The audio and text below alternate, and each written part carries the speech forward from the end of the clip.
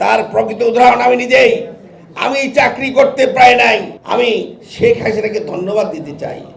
আজকে 2026 সালে এসে আমরা কি দেখলাম?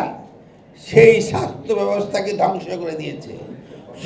শুধু স্বাস্থ্য ব্যবস্থা নয়, আপনি ইঞ্জিনিয়ারিংয়ে যান, এগ্রিকালচারে যান, যেখানে শিক্ষায় যান, যেখানেই যান, সেই বিগত ফ্যাসিস্ট সরকার সব কিছু ধ্বংস করে দিয়েছে। আমি এখানে অনেক ডাক্তার আছেন যারা আপনারা চাকরি করতে পারেন নাই, চাকরির সময় থাকা সত্ত্বেও। তার প্রকৃত উদাহরণ আমি নিজেই। আমি চাকরি করতে প্রায় নাই।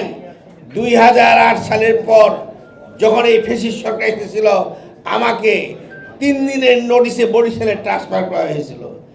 আমি শেখ হাসিনাকে ধন্যবাদ দিতে চাই। উনি ট্রান্সফার করেছিলেন বলেই আমি বরিশাল যাই নাই, এবং আজকে আমি এমপি হিসেবে আজকে এখানে বক্তৃতা দিতে পারি।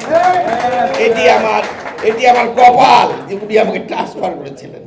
এত এই বন্ধুরা, কোনো কিছুতে আমরা ক্ষান্ত হব না বা আমরা চেপে যাব না। আজকে আপনাদের মধ্যে অনেকের প্রশ্ন উঠেছে, অনেক বিভেদ আছে, অনেক দুঃখ আছে। সেই দুঃখকে আমরা মোকাবেলা করব।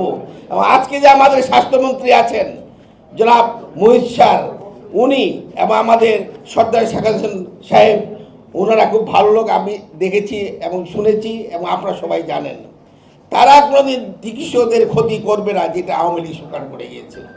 এবং বিগত দিনে যারা অবদান রেখেছেন, যারা রাজপথে ছিলেন, তাদের মূল্যায়ন হতেই হবে, করতেই হবে। আমি মাননীয় স্বাস্থ্য প্রতিমন্ত্রীকে বলবো, আমাদের দেবের ছেলেরা যে অবদান রেখেছে বিগত দিনে, তা ভুলবার নয়।